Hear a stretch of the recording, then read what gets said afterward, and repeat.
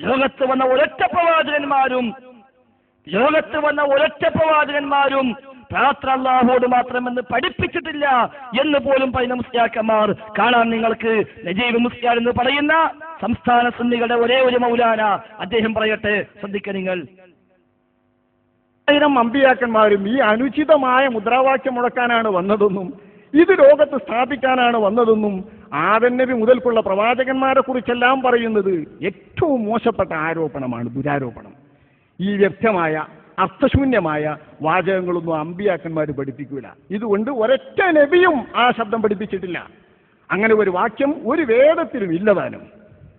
പ്രാർത്ഥന അല്ലാഹുവിനോട് മാത്രമെന്ന് പറയുന്ന ഒരു വാക്യം ഒരു വേദത്തിലും പഠിപ്പിച്ചിട്ടില്ല. ഒരു വേദത്തിലും അതിന് സമാനമായ ശബ്ദമില്ല. ഇത്തരം ഒരു ശബ്ദം പഠിപ്പിക്കാനാണ് അമ്പിയാക്കന്മാർ വന്നത് എന്ന് പറയല് പിന്നല്ലേ?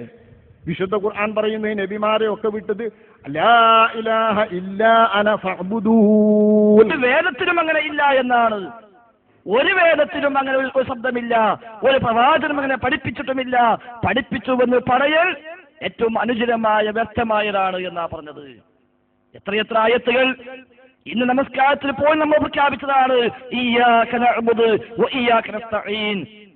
അല്ലാഹുവേ നിന്നെ മാത്രം ഞങ്ങൾ ആരാധിക്കുന്നു. അവിടെ അവസാനിപ്പിച്ചില്ല.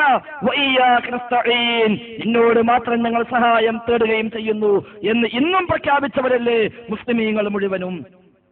പ്രവാചകരോട് പ്രഖ്യാപിക്കാൻ ഖുർആൻ ആവശ്യപ്പെട്ടുവല്ലോ. ഖുൽ ഇന്നമാ അദ്ഉ റബ്ബി വലാ ഉശ്രികു ബിഹി അഹദാ. പ്രഖ്യാപിക്കുന്ന പ്രവാചകരെ, തീർച്ചയായും ഞാൻ ദുആ ചെയ്യുന്നത് എന്റെ റബ്ബിനോട് മാത്രമാണ്.